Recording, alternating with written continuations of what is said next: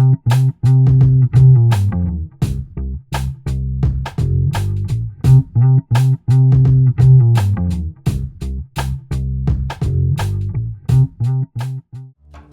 Catskill hotels were the setting for the most important era in American humor.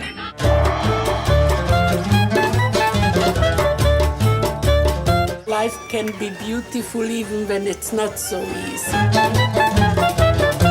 The night's young. It ain't over till it's over. I love performing. It's an emotional train wreck. Deep down inside, I'm a woman, and I want you to treat me like a woman.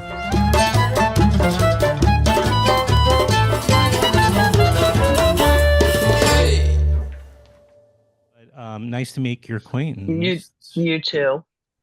I wish I could say that we had more people in common than just David Feldman, but Oh God.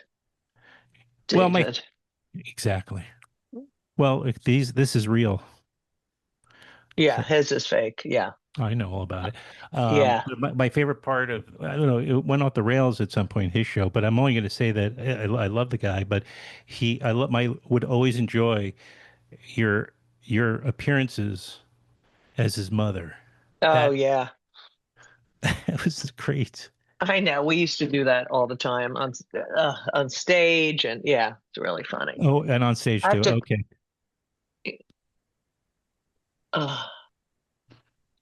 How are you doing? I'm good. Are we recording now? This is the recording. I'm just. I thought you were doing I slide into it. Oh, I had no But idea. I will. No, here's the thing that with David, we used to stand in front of we used to work in Vegas together, and we used to stand in front of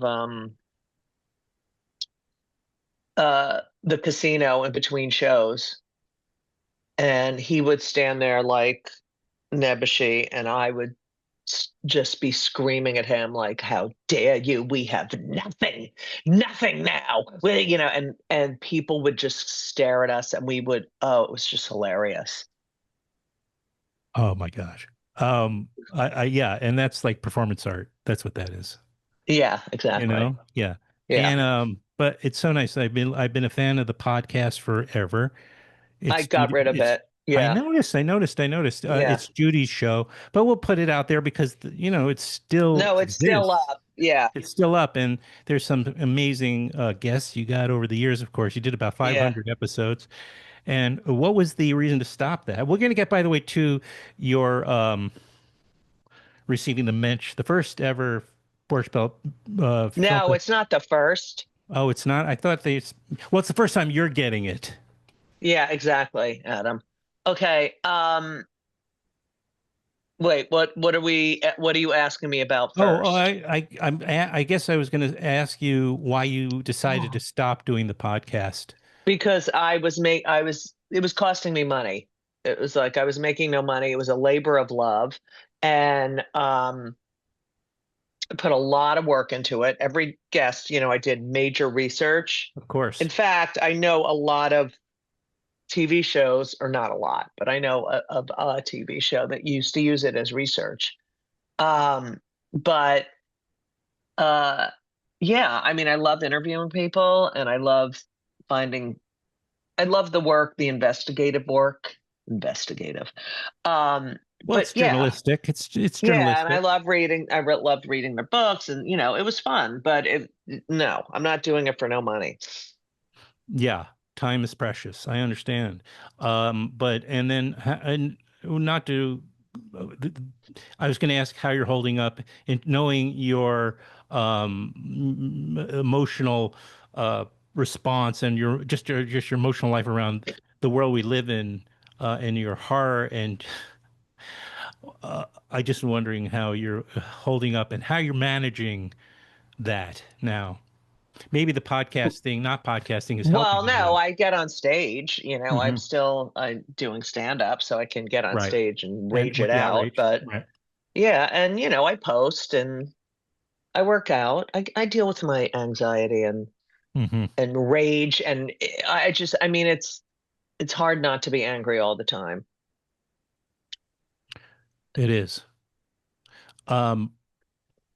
Well, and then finally, I do also want to mention your book. You're a big free speech advocate, obviously big. That's a major issue that has kind of like a through line, right, for many Mm-hmm. years through your life and career. You want to just talk about that and tell me a little bit about your book. I haven't had I'm going to read it. Yes, I can say that. But you have to read the subtitle. Do you know what the subtitle is?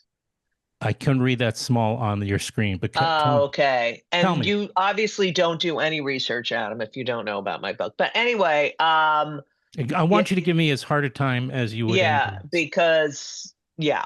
Anyway, it's called Yes, I Can Say That. When they come for the comedians, we're all in trouble. Yes. Right. Okay, so I wrote it 5 years ago. It came out on 2020, and I was asked to write it, a book about free speech from the perspective of a comedian, and I really, warned that this was going to happen here in this country in the way that we were progressing, and so it's now getting a reprint because of what's been going on, with Kimmel and Colbert and comedians in general. And, we are the last bastion of free speech because we're just telling jokes, but dictators and authoritarians hate satire because They don't it's get it. speaking truth to power, and it's a weapon. It's a weapon that they don't have. They can't fight back. You can't fight back being humiliated by the truth. And they don't have that. They have no self-awareness. He can't even go to the White House correspondents' dinner. They don't even have a comedian there. He can't even, and and then he talks about free speech. His free speech is hate speech. That's what he wants to be able to say whatever the hell comes to his mind. But God forbid you criticize him or Charlie Kirk. You can't say. I mean, that was ridiculous. Ridiculous. The shit that's come out of his mouth. Am I allowed to curse on this? Please. Yeah. The shit that's coming out of his mouth. And the lies, and that's protected. But also, weren't they outraged by cancel culture, Judy? Yes, weren't exactly. they outraged by cancel culture? And yet all they want to do is cancel. They're just so. I hate them so. I mean, I know. And the left is also like, come on, like get over it. With the I can't, and this is gonna shut up. They don't even listen to the full thought of a joke. They hear a word and they decide, that's it. I'm not gonna. Nope. That you use that word. It's so. It's infuriating. Well, thank God for comedians. Right. Exactly. Which I guess the Borscht Belt Museum up in Ellenville, New York, celebrates and that tradition, which goes way back. I mean, Lenny Bruce is just one. Oh, yeah. Right. You're from Clark, New Jersey. You grew up in New Jersey. Really? Okay, you did do some research. That's not good. A little. Yes. And when you were mentioning the subtitle, it came back to me because I did, of course, see that, but I'm a little bit not nervous, but it's Judy Gold. I've seen you on other shows a little bit. So anyway, but I wanted you to lay into me as much as you want to. Okay. Yeah. All right. All right. So you're from New Jersey. You're obviously, I think we're pretty much in the same age range, more or less. And I have a feeling, so that would have meant that in the real heyday of the Borscht Belt, that was before our time, just maybe generation before us, essentially. Like, maybe between our generation and our parents, because they stopped going up to the Catskills in the 50s, essentially, right? Early 60s, maybe mid 60s. I think we went in the Did we go in the no, we went in the 80s. It was still happening. But I think the 50s, 60s, and early 70s was probably heyday. Yeah, Somebody for pointed out sure. somebody pointed out to me that it was really air travel that shut down all those the resorts, the Jewish resort, Right, right. Yeah, that's right? true. They all started going to Florida and whatever. Right. Exactly. But you just said that your family did make No, no, no. some. We were not Catskills people. We went once, and I think it was in the 80s, and I think it was because my father wanted my sister to meet a guy. I mean, that's what we went for, like a holiday for like Rosh Hashanah, I don't know. And we're like, oh, let's go to the Catskills. And I think it Right. was really like, oh, hopefully Jane will meet someone, get the fuck out of our hair. Yeah. But yeah, we went once, but I performed there. That was when I was young, maybe. But I performed there all in the 80s up until it closed. Did Like, a I worked with Buddy Hackett at the Concord, I think. It was one of the last shows. They were trying to raise money to stay open. mhm. But I used to go up there. A lot of us comedians in the 80s and early 90s would drive. They had a midnight show. They had their main show in this huge, I mean, it was like, you have no idea. I mean, the room was huge and gorgeous. And then they would do a late night show, 11 or 12 midnight. And it was like they would go get dessert. There's all this, it's just food 24/7. And our show, the late show with the newer comics, it was free. So whenever you do a show that's free, that is a red flag because they're not paying, they have nothing invested. They sit and they were tough because it was like, come on, yeah, all right, let's go. Let's hear what you have to say. And they just saw like, God only knows what's his name? I can't think because you have to make me do this at 10:30 in the morning. What are some of the, oh fuck. Well, Judy, some of the serious. original Yeah, Shecky. yeah. There was oh my God, I don't know where to begin. I Right. know, it's unbelievable. Let's I'm looking it up right now. Sure, that makes sense. Yeah, because you're not gonna Jackie fucking do Mason. anything. Yeah, it was like Jackie Mason, Rodney Dangerfield. They Mason. all started there, but then Right. there were the Henny Youngman. But then Right. there were the comics who were the next generation, Mhm. who were at the Friars Club. Sure. Uh, Oh, and like Rob. This is annoying, right? I know who you mean. There was then the next generation who were like, paid homage and who were trying to keep some of that vibe still well, going. and they were Freddie Roman. Good. God, what's his name? He was so fucking. They all just recently died. It's so sad because they were a huge part of my life as a comedian because I also was a member of the Friars Club. But anyway, so going up there, doing those late shows, we would drive up there, and it was tough, but it really it had to be like boom, boom, boom, boom. And they let you know if you were funny and you got other work from it. And then we drive home at like 3 a.m. One time Right. we got a flat tire. It was so hilarious. But it was definitely, you'd walk in, you'd be like, I mean, for me, just knowing who was on that stage and where I was and the history. I mean, that's where Jews went because we weren't allowed to go anywhere else. So we created this thing. And that's where really Jewish comedy was,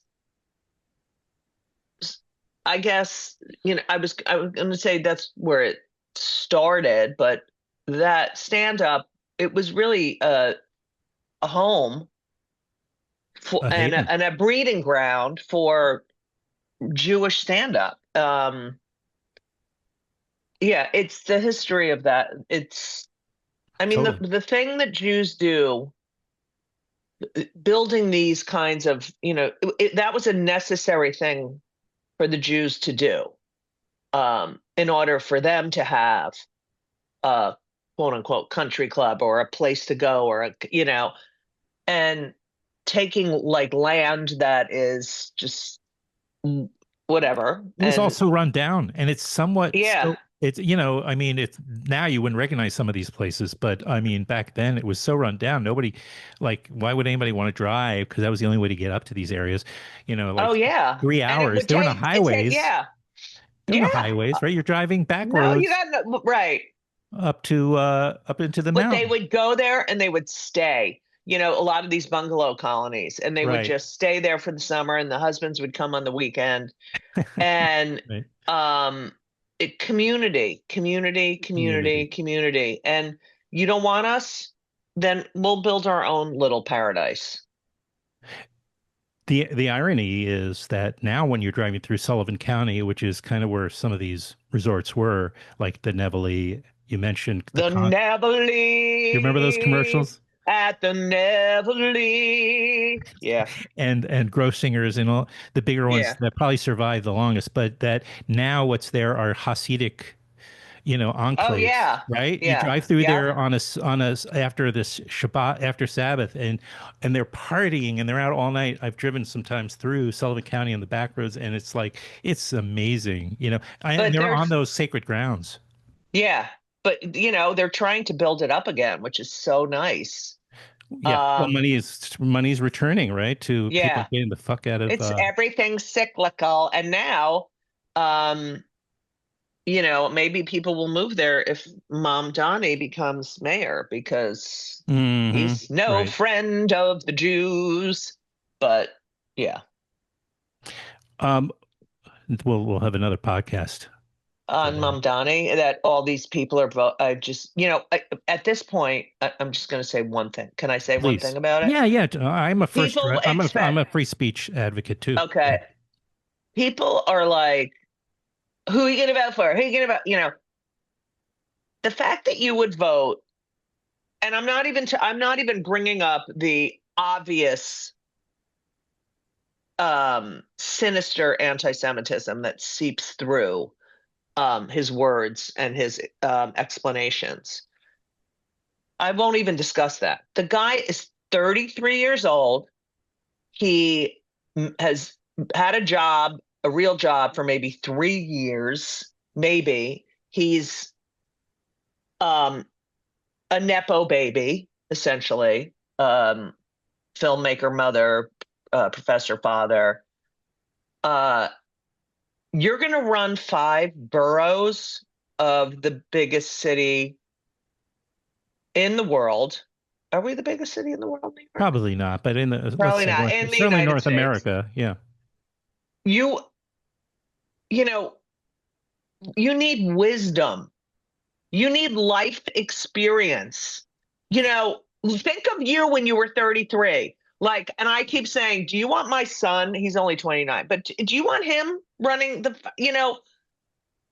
yeah, you have great ideas and you're a good mouthpiece, but you have to have life experience living on this earth for more than 3 years to run. I'm not going to hand over.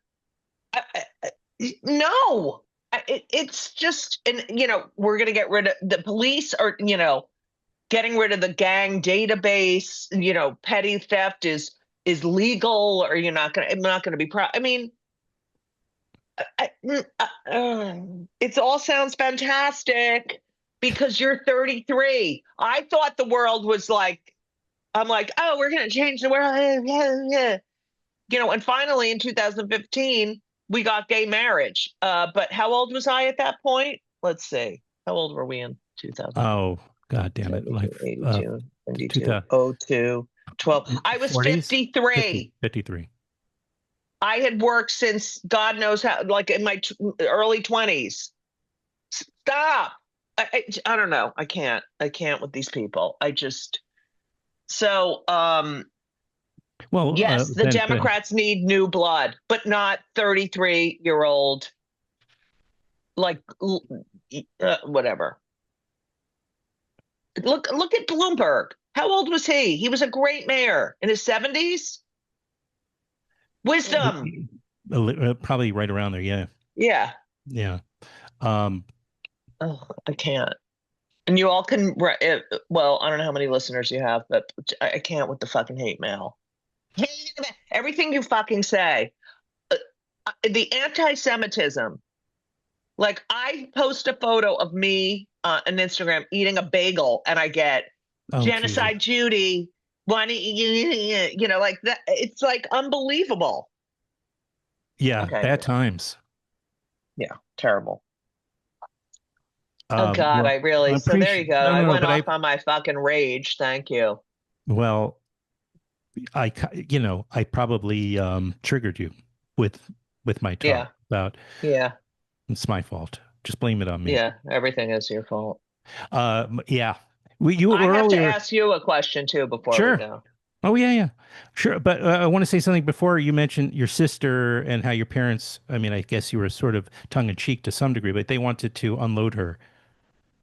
That was the impetus for going to the Catskills, whatever resort it was, and that's a nice segue into the fact that Borscht Belt, again in Ellenville, where I think was pretty close to one of those major resorts, but the Borscht Belt Museum is hosting this Borscht Belt Festival where they're feting you, right, with their Borscht Belt Film Fest Mensch Award. I mistakenly thought this was the first time they're giving it away. I'm not. Are you sure this is not the first time? I know the film festival last year. Okay, let me look it up. No, anyway, I don't know. I'm doing all your research. I have no idea. Well, I don't need to research when I think I heard something said. So, but it doesn't really matter. All right, maybe it's inconsequential. You're getting it is the point. And they don't say first time. So, they're honoring Judy Gold with a party like it's 1963, the year of my birth. And 1962 for me. I know. I remember, but where are you from? The mean streets of Forest Hills. Oh, wow. Terrible. Okay, go ahead. It wasn't so bad. That wasn't my question that I wanted to ask. No. Okay. It doesn't count. Okay. Although all my family, both my parents were from New Jersey, so all my cousins. My mom grew up in Monmouth County in Red Bank. My dad was Newark. I was born in Newark. So I think my dad was. I'm pretty sure. But probably. But went to grew up with the Philip Roth kind of. Yeah. Went to the same high school. Judy Bloom. Yeah. Judy Bloom was from Elizabeth. Yeah, we lived in Elizabeth. Did you see that documentary about 3 years ago on her?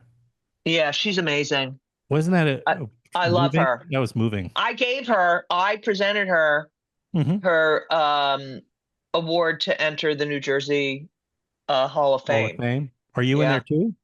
No. I'm not even in my fucking high school alumni, whatever thing. I mean, I hated it there, and I've spoken about it. But like, come on, seriously? What would it kill you? Oh my God! Well, I'm gonna make. Oh God, I hated high school so much. But for me not to be in their fucking Hall of Fame, all right, whatever. Go ahead. Doesn't mean anybody who's listening can't. What's the word? Nominate you or what have you? Oh please! Walking in there every day was fucking torture. Go ahead. The thing about your sister that she's going to kill me if she ever hears this, but go ahead. She's not going to. She's married and has 2 kids. She's not going to hear this. You get along? Yeah. Oh, good. I mean, we have different political feelings. Sure. So we get my sister do too. Yeah. Fights, but she gets very angry, like, and I'm like, why can't you just admit, but we do agree on a lot, some. Yeah. Yeah. Whatever. What I thought about when you mentioned that, it sounded eerily like the Dirty Dancing story, right? It's like it's about these Oh, parents right, who bring yeah, their daughter. I don't think they're trying to unload her, but she does meet a right, guy through dancing and all that. And right.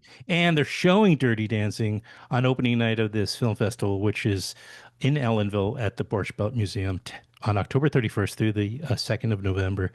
And they're going to be, as I said, awarding you the film festival Mensch, Mensch Award. yeah, So because I'm a mensch. congratulations and thanks, for Oh that. God, Adam, this is one of the most exciting things I've ever. In lieu of of New Jersey awarding you a Yeah, Hall of Fame award, you're getting the Borscht Belt Film Fest Mensch Award. right. Yeah, very exciting. Well, it must mean something because you're going. Well, yeah. I mean, I didn't do anything, but I do feel a connection What do you mean you didn't to do anything? what did I do for the You have community been, there? because you self-identify as, hold off, I'm not going to, in a number of ways, but mostly you have never shied from being a super Jew.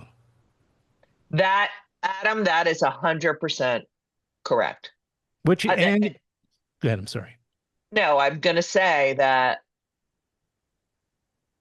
during I've had managers who were like, that's the one thing I've heard mostly from TV executives and management and agents, don't be too Jewish, too Jewish, too Jewish. And I was like, fuck you. That's who I am. Like, And most of the time I- they're Jewish. yeah, it's mostly Jews who do it. I did have Right. one manager, not Jewish, who was like, you need to dye your hair blonde and straighten it. And I did do that. There's some 8x10s of me. And I was just like, no, it's not me. And especially since October 7th, where a lot of comedians got on stage right after October 7th. I couldn't even do a benign Jewish joke without everyone like, I never had felt like that before. I've come out of the closet on stage and they turned on me, but never like this. And all these comedians were like, I'm just not going to do my Jewish jokes. It's not worth it. I'm like, you have to. What are you, fucking crazy? Like, you cannot be silent. You have to be a proud Jew. Like, stop it. So, yes, I have been super Jew, proud Jew. And, it's just really sad that we're back in this position as we are every 80, 90 years. And, I right after October 7th, I posted about a week later, I wrote, I now know who would hide me. And it wasn't a joke. It's like, you think about, as a Jewish kid, you always think, okay, what if that happened here? What if that happened here? Especially like reading Anne Frank, like knowing that they just came in the house and took them, what would I do? And now you know what everyone would do. It's frightening that people are willing to water down the Jewishness Right. of their routines. That I have not heard, but Yeah. And I just want to say, in terms of, because I didn't want to sound like I was shying from the conversation that you were, talking about this topic, because I feel like there was a lot of anti-Semitism was clearly on the rise prior to October 7th in the last Right. 8 years, since Oh, yeah. Trump has unleashed Right. the most ugly part. Although the good side, of course, is that it's better to kind of know it's there on some level. It may not be, Right. but let's be polite. Let's not walk through with tiki torches. But it's good Yeah. to know who these people are. Right. But October 7th, just because it was the Israeli government. But people Right. don't think along those lines. They don't think. Well, no, they just are like, oh my God, It's just, I can say it. I can Right. say it now. Yeah, But, yeah. when you're, and I talk about this on stage all the time. Stop blaming American Jews and other Jews in other country and Jews for the way Netanyahu Yeah, one is is conducting this war. Like, that requires do you want to nuance. be called, because of what Trump, everyone should shoot you and kill you and attack you because of the way Trump, it's so unbelievable the way people are behaving. But this is not a country that also this is not a country that celebrates nuanced thinking. Oh, absolutely. But then again, maybe I'm wrong because I think this type of thinking You're exists. always wrong. Yeah. Because this type of thinking exists outside of the U.S. as well, but it's so much so right now here. Exactly. Just this. I mean, it's dumb. terrible. It's just we dumb. can't go to like it's very bad. I hear from people it's very bad in Ireland. It's very bad in Spain and France, and also like I'm thinking, I'm on stage and this has happened multiple times where I talk about what it's like being an American overseas now with Trump. And these people last night in the audience said they had just gone to Ireland. I said, did you say you were from the United States? And they were like, no, we said we were from Canada. And I've heard that from multiple audience members where they go overseas and say they're from Canada. And that is like, okay, a Jew having to hide. You see that you have to hide that. Now, like take it an extra step and say, God, these Jews, and many of them who can't hide it like that. You know what I gained from this whole situation? I used to get like, you'd see the Chassids and the Lubavitch and the they're just so, and we're like, I've always been like, that's not us. That's not us. And then you see the modern Orthodox, they wear a kippah or whatever. The people who outwardly go out like, I am a Jew. Like, I have so much more respect for them now because they're purposely not hiding who they are. Sure. And a lot of us can pass, but it's to be an outspoken outward Jew in this. It's just in this environment is just it's crazy. I never thought I'd live, and my mother was always like, my mother constantly, they all hate us. Everyone hates us. And you thought she was just a neurotic. Oh my God, my brother and sister and I are like, she was right. She was 100% right. But yeah. I also had friends that did the same thing when they went to Europe, and I went with I have my partner's Danish, and so we went to Denmark, and I got confused, and I said I was Mexican. I forgot what I was supposed to say. Right. You can use that. That's so funny, Adam. Well, if it was said in a God, better, I really need you to write some material for me. Okay. Come on, it's not terrible. It was just delivered in an awful way. Yeah, exactly. I said I was Mexican. Okay. You can't get any paler than me. But anyway, I agree completely about what you're saying about wearing your Jewishness proudly and don't give in to it. Same as the watering down the jokes.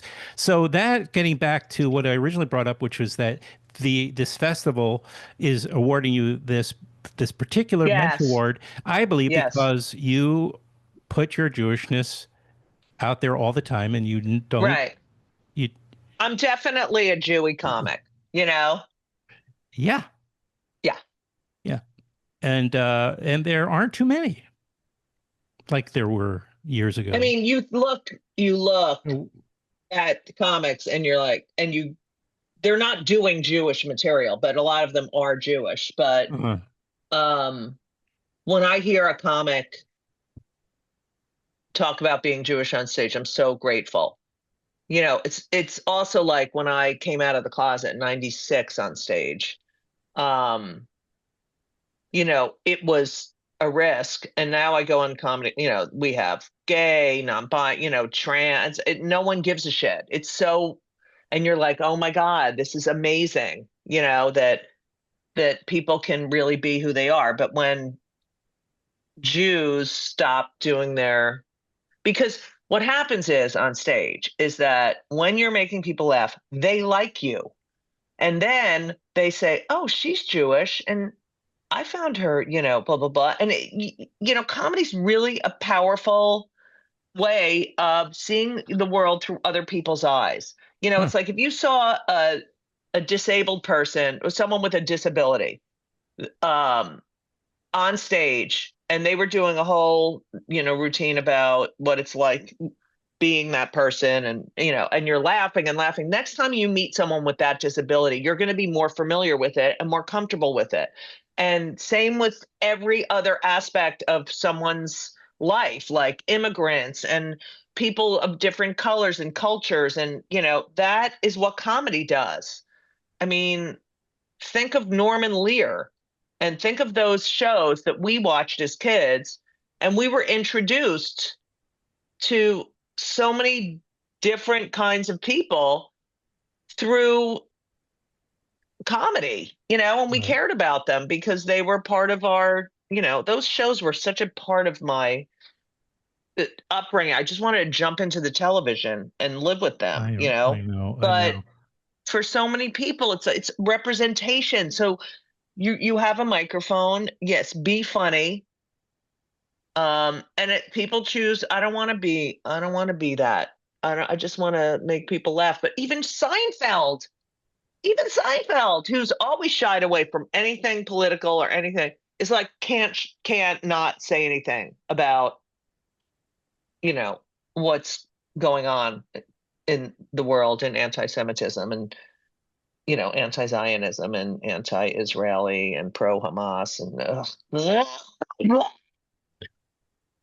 that's me puking because I know this is a radio show. Okay, go ahead. Adam, when do I get to ask my question? You get to ask it one more time. I'm just going to say that this festival takes place the 31st of October through November 2nd. Judy Gold, you'll be there to receive your Mensch Award. On the 31st? Yeah. First. Yeah, Friday, October 31st. It's a whole opening night party. There's a film screening of Dirty Dancing with your sister. And oh, God. Good one, Adam. Is anyone in that room with you? I'm smiling. What? Is anyone in the room with you? No. Oh, all right. I'm in there. I work in a radio station, and there's other people in there in the studios. All right. I just was like, I'm all alone. Usually you have like another person who. Oh no, not. Yeah, and I was like, they're not even laughing. They're not even laughing. You feel like your podcasts. I mean, I am not a celebrity. I started this in order to. I know it's hard to believe with the charisma and the humor. Yeah. But I started it like 14 years ago. This podcast to champion independent films because it was like stuff I loved when I became a young film goer on my own, and there were the films that I just dug, and then I wanted to interview people about it, and so that's how it started. At that time there were all these film organizations that were really excited about it because there were like 20 podcasts. Right. And that all changed. And now forget it. So I stopped. Yeah. And I get it. Yeah. But I do it because I don't know how to stop doing it, I guess, Right.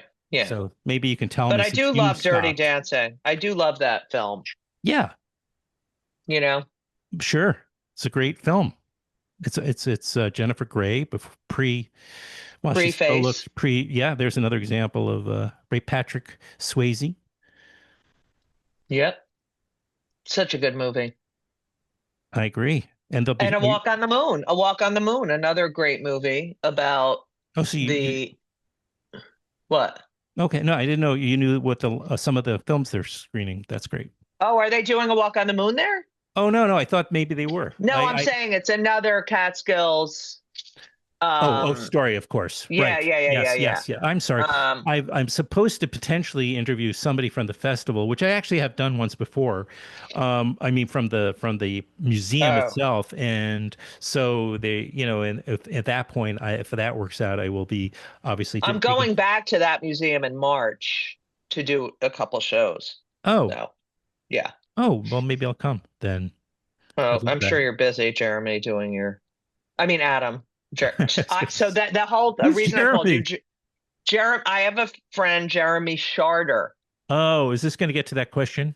Yes. So his name is Jeremy Sharder, and I saw your name, and I was like, "Oh my God! I wonder if they, if there's But do any you know? Do you little." remember the? I'm not going to call her a comedian, but the comic actress Melanie Chartoff, who was on Oh Fridays. yes, yes, So when I was in high school, that was a hit show. I mean, for a year, right. maybe two. You know, Michael Richards was on it, Larry David was on it, and um, so people used to ask me if I, even though our names are spelled differently, they would ask me, "Am I related to Melanie?" And I would, I said, "Of course," but I wasn't. But then she wrote a memoir like during the pandemic, and I sort of thought, oh, this is an opportunity. Maybe I'll extend an invitation for her. Maybe she'll come on the podcast. Right. And she did. No way. And I said, this is like my cousin. Anyway, And she said, "You're a fucking freak yeah, show. Get away from me," more or and less. hung up. Yeah. Yeah, that's exactly Okay. what happened. No, we I knew became it. really good, close friends. And I went one of my trips out in L.A. We hung out. I hung out with her and her husband, and we've become friends, which is bizarre because Wow. you're talking about 40 years, some years later, all of a sudden we actually are Yeah. connected. But that's the beauty of doing something like this. I've watched and listened to like you for years, and I'm always like, Wow. this person, I really would I love to. didn't get my question out though about your name that I was. I'm stopping free speech. Go Okay, ahead. no, I just, as someone who would walk into school every day and get called Bigfoot and Sasquatch because I'm really tall, and Yeah. Orca, and to the point where now if someone even says Bigfoot in a sentence, I get like, Triggered. Yeah, right. Did you have to deal with that last name? Oh no, it was way before that became a thing. But I have a son. Oh, all right. But here's how I can answer that. My son, who's 21 years old, sharding became a term, Right. 80s or 90s at the earliest, maybe even later. And so I missed that whole period.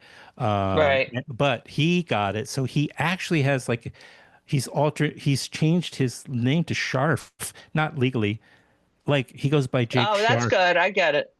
So I get that. I'm not going to give him a hard time for that because, Right. you know, yeah. So that's a good question though. But yeah, no, I dodged that bullet. You're lucky. Yeah, timing wise. But I got shit for other stuff. I mean, Pun intended. exactly. I just had a Yeah. bike accident and it hurts when I laugh. Oh, It sorry. only Oh, hurts great. when I laugh. So you went over the front of the bike? Yes, Or yes. I could tell because you went like that. Yeah, I Like didn't get my that. sternum. It got my back, but I got fortunately minor. Like I was wearing a helmet, of course, and I wasn't biking in the city. I left the city back in some years ago, and I do live in the Hudson Valley. And this is but by the way, two things, and I'll liberate you. But one is the Woodstock I Film need Festival. liberation. Well, the Woodstock Film Festival is happening starting today up here. Oh. And it's in all these towns up here, and I'm very involved. Right. And I'm involved with that festival in a much more immediate way. And then also this weekend is the Catskills Comedy Festival. Have you heard of it? It's the second year. I have. Yes, I have. Did they approach you? 'Cause Yes, but I'm in Provincetown, where I live right. part of the year, and it's Women's Week. And it's a big week for me Very with the big. shows. So I do shows, and yeah, see. it's great. And All right. they're Yeah. all lesbians. And lesbians are known for their senses of humor. So I have to teach them to stop being fucking, politically correct and shut the fuck up. Yes. I yelled at Right. them Oh, last right. night. Right. Lighten up a It's little like bit. very, lighten the fuck up. But there are ones that are, And it's gotten better. They're not quite. There has always been a militant, right, subculture of. Well, it's also like, here you are, you're a woman, Mhm. right? You got to think about it this way.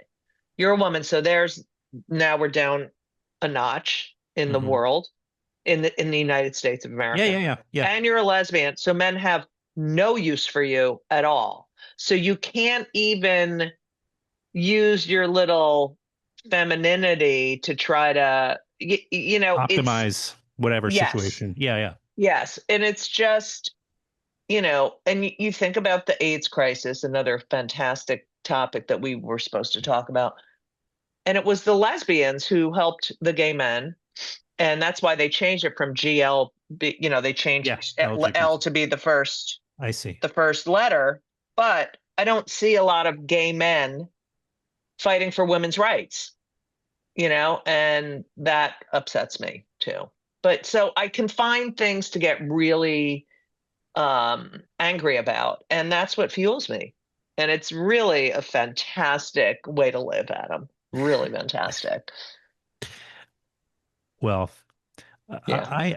I'm glad for whatever is driving you, because it makes for some very enjoyable watching. Yeah. But listening, Adam, reading. I'm going to read. Yes, I can say that. When they you'll come for love the it. comedians, subtitle. We're all in trouble. We're all in trouble. Which is a great subtitle, by the way. Yeah. Who knew?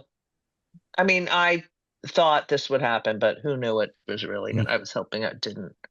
It's the worst. I think we hit everything I was trying to, and I hope. Okay, good. I really only meant this to be like 15 minutes, so I feel overjoyed that. It's sad. That your life is sad. A little bit. No, it's. I'm kidding. I'm kidding. I know you are. Of course, I know your humor very well. But I'm just saying, it's what a great fortune to be. I feel lucky because I get to do this, you know, and I've developed at least a modicum of an ability to connect with people through conversation. Yeah, I know.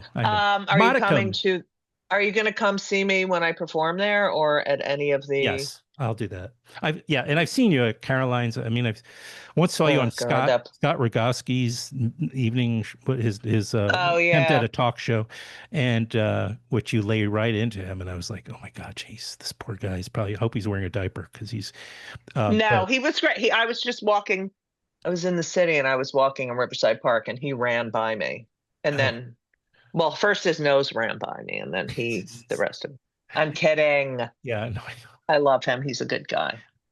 Yeah, this podcast was on for a short time on some podcast network that I think he was on. I don't remember exactly, but I got tossed off that pretty fast. I couldn't sell any mattresses, and wow, you know, too bad. All right. Thank you so much. And yes, March, I can come in March. I'm not, maybe even to this evening on Mensch.